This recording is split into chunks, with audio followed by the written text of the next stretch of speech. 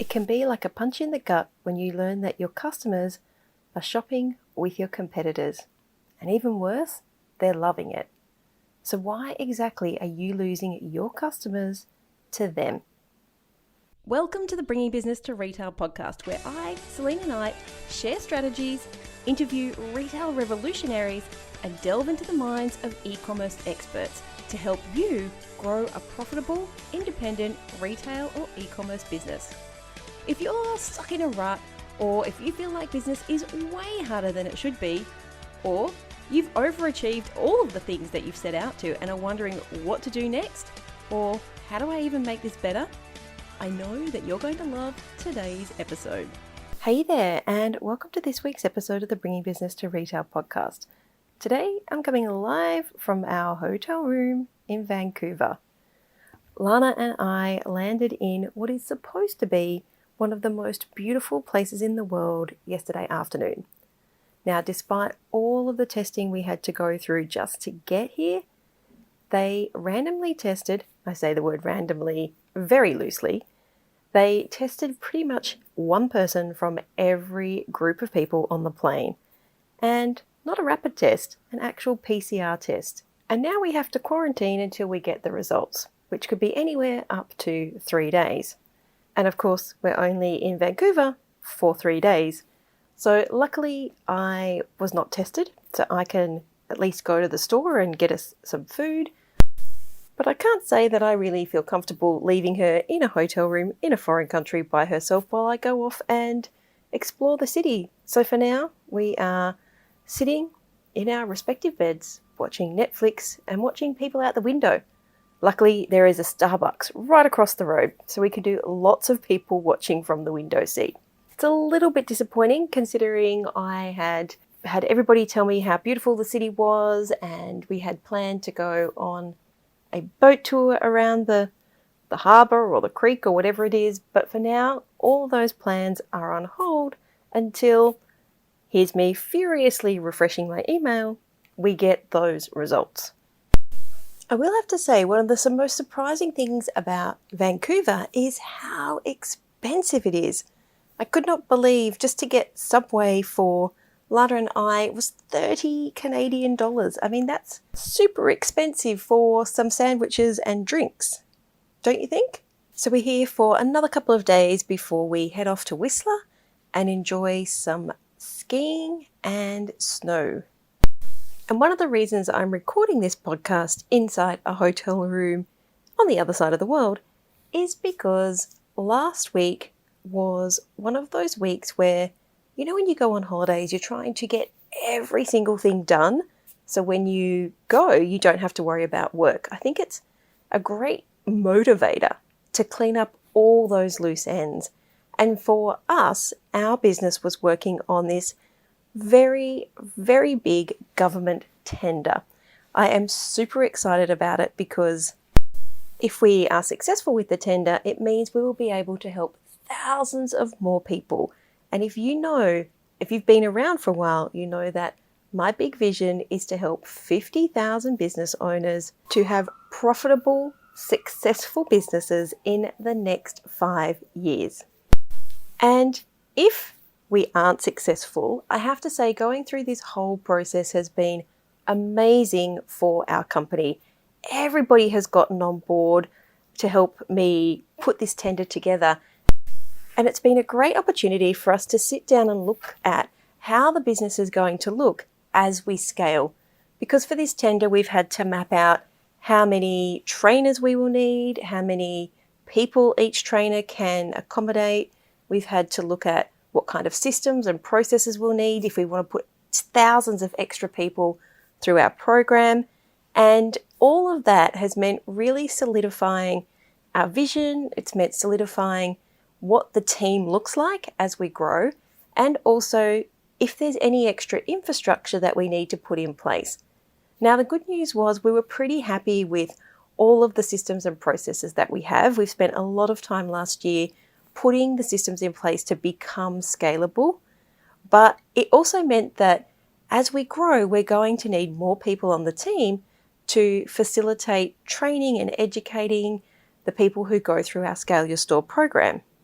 Now, up until now, we've had a bit of an idea about what that would look like, but we'd never sat down and solidified that. We'd never sat down and actually mapped it out.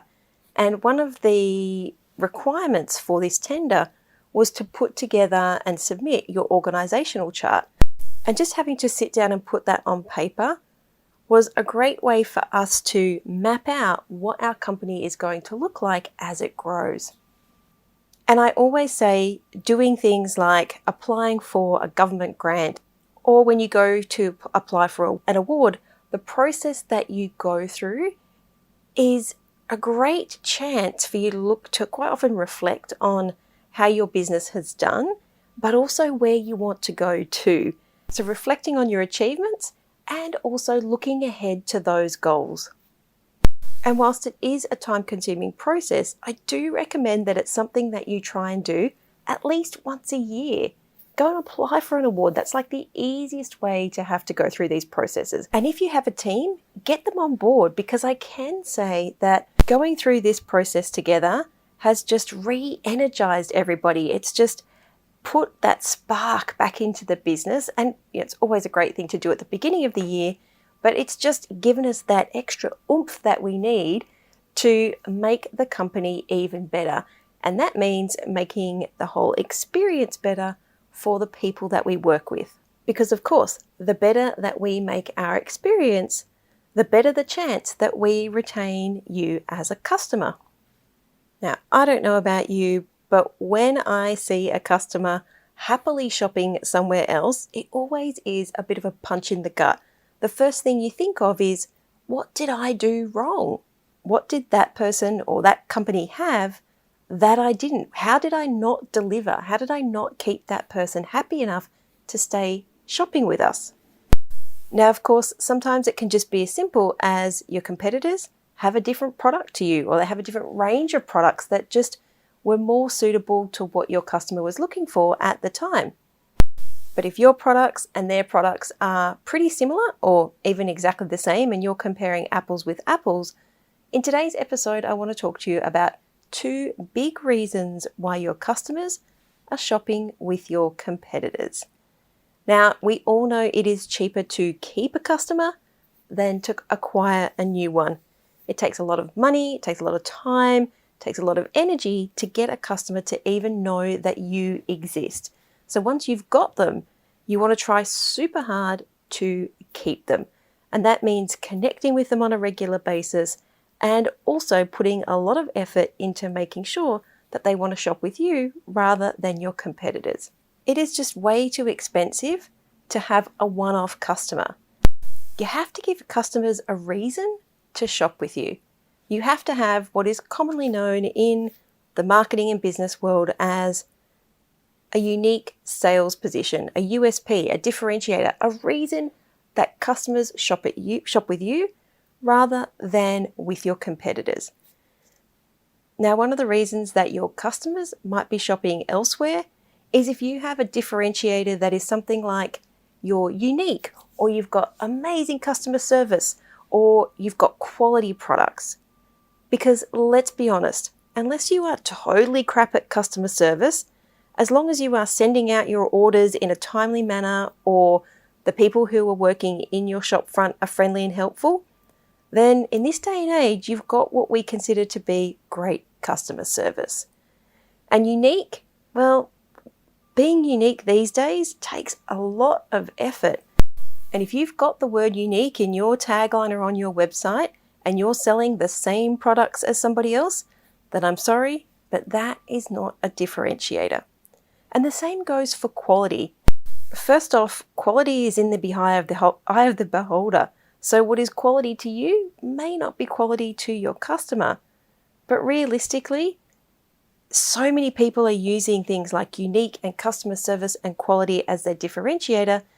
And how can it be a differentiator if so many people are using it? This is actually one of the elements that we go through inside of Scale Your Store in our impact pillar, is understanding why customers want to shop with you, understanding why you're different. Because when you can articulate that, when you can actually either put that into words or even put that into something like your product mix, it gives people a reason to shop with you. It does give you that added benefit that customers will come back for. And to be honest, quite often they will pay more for that experience. So I want you to take some time to think about what your differentiator is. Do you even have one? Or maybe it was one that you came up with when you started your retail or e-com business, but as you start to learn your customers more, as you start to learn products more, these things can change. So what is it now in 2022? What is the reason that people want to shop with you? So that part is all about you and your store. The other half of the equation, of course, is your customers. And I can pretty much guarantee that if your customers are shopping somewhere else, it is because you are not leveraging what value means to them.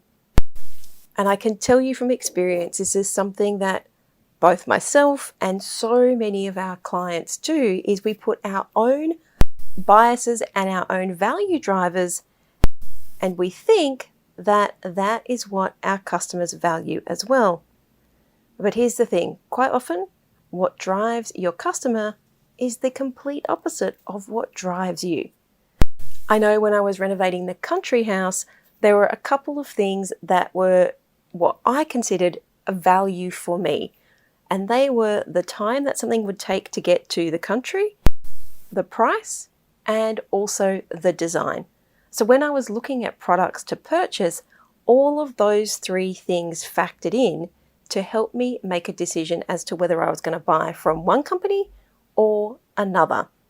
And because we were having so many problems with supply chain, quite often it was the person who could offer express post that would mean that I would buy from them, even if it was a little bit more expensive, because I was on a time crunch and I had tradesmen waiting and I couldn't afford to wait 4 to 6 weeks for a parcel to arrive.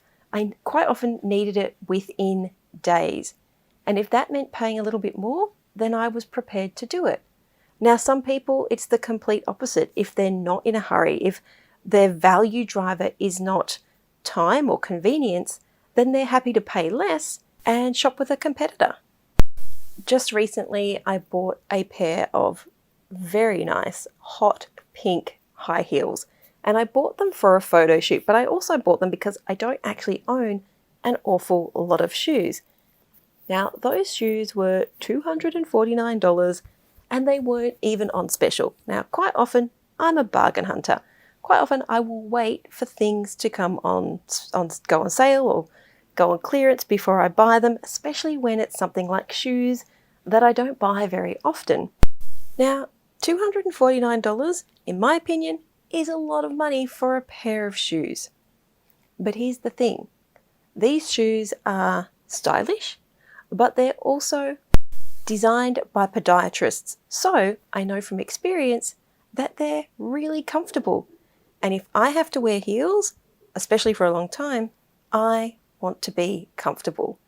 So what I value is comfort and style rather than the price tag, because I could have bought a very similar looking pair of shoes from somewhere like Target for $30.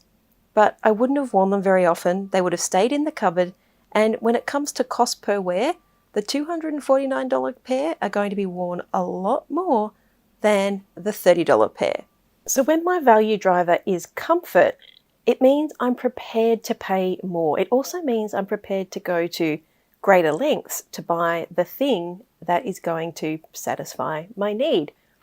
Now, I ended up having to buy these shoes online because they were the only place that I could find that style and that color. But I also needed them for a recent photo shoot. So as much as I'd ordered them online, with all of the supply chain and postage issues that have been going on, I wasn't sure that they were going to arrive in time. I spent a lot of time researching if there was anywhere in Sydney that had my size in this color and this style. I rang every single place that stocked this brand of shoes. Here's the thing. The shoes were already $249. If I had to travel to buy them, that was going to cost me time. It was going to cost me money in fuel, but also in tolls, because most of the places that they were were outside of my local area. But the convenience of being able to go there, know that they would fit, try them on, see if I actually liked them, and if I didn't like them, find an alternative, was worth paying extra for. So not only would I have given up my time and my money, I also would have given up potentially the price if they were more expensive to buy in store. And this is why knowing your differentiator, your unique sales position, your USP, whatever you want to call it, this is why knowing it is so important. Because when you know this, it means that you are able to charge prices different to the recommended retail price. Because when you know your customer's value driver, and when your store goes and services that want or that need, customers are prepared to pay more. Just like I was prepared to pay $250 for a pair of comfortable shoes, and on top of that, I would have paid more to buy them in store, and the time and the money to go and find them somewhere and try them on. That was the experience that I was looking for, and that was why I was prepared to pay for it. So on my value ladder, first of all was comfort, the next was style, and it was followed by convenience. So any store that could meet my specific set of values was going to get my business. And that is why I would have shopped at a competitor if there was somebody who met all those needs. Turns out there wasn't. So the original main brand got my business. The bonus is the shoes did turn up on time, they did fit, and they look super cute. I was able to walk around in them all day for my photo shoot, so I ended up being really, really happy. But let's be honest, when we buy things online, there are no guarantees. This store does have free returns, so I knew that if they didn't work out, I could definitely return them for free, but I was going to be left with no shoes for my photo shoot. So I kind of put all of my eggs in one basket, and luckily it turned out okay. But I think that's a great example of where sometimes even loyalty isn't going to get you the sale. Now, whilst I'm loyal to this one particular brand, it is stocked in multiple other online and bricks and mortar stores, which means I don't have loyalty to the particular store, just the brand. And that in turn means if you stock that brand, it's highly likely that I'm going to shop with a competitor if they can meet my needs, if they understand what my values are and they've clearly conveyed that to me as a customer. You can bet your bottom dollar that I'm going to shop with them rather than you. So there you have it, 2 very good reasons why your customers might be shopping with your competitors rather than you, even if you sell the same product and potentially even if they're selling it for a higher price. I am also pleased to announce that while I've been recording this podcast, Lana's results have come through and she's negative. So we are about to head off to this beautiful city that everyone has told me so much about. We're going to catch the ferry, have a look at the town, enjoy some food, enjoy the sights, and I will see you back here, same time, same place next week. If you've loved the podcast, make sure you leave me a review. It means the world to me. Okay, bye. I hope you enjoyed this week's episode of the Bringing Business to Retail podcast. You can find all of the show notes over at selinaknight.com. If you found something that you heard today particularly useful, I'd love it if you could leave me a review on iTunes or Stitcher. And of course, feel free to share this episode with someone that you think could benefit by listening to it. Want more retail biz strategies? You can watch the Bringing Business to Retail TV show, where each week I'll answer a question or provide you with a simple, actionable retail biz strategy that you can implement in your business right away. If you have a question or a guest, I'd love to hear from you. Drop my team an email at podcast@selinaknight.com, and I'll see you on the next episode. Have a great week.